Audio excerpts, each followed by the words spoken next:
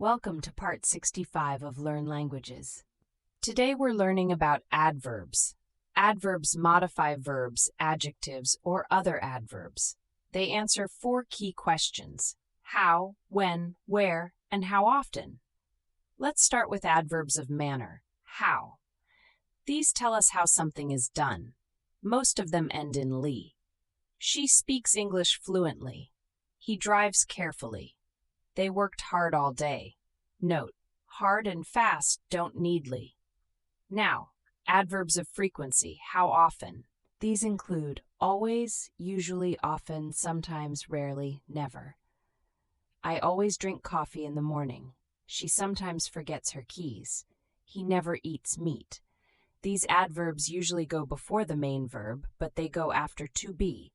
She is always late, after is. Now, adverbs of time, when. These usually go at the end of the sentence. I'll call you tomorrow. They arrived late. She finished her work yesterday. Next, adverbs of place, where. I work here. The cat is outside. Come in. One important rule about adverb placement: never put an adverb between a verb and its object. She speaks well English is wrong. She speaks English well is correct. Subscribe to Learn Languages for a new lesson every week.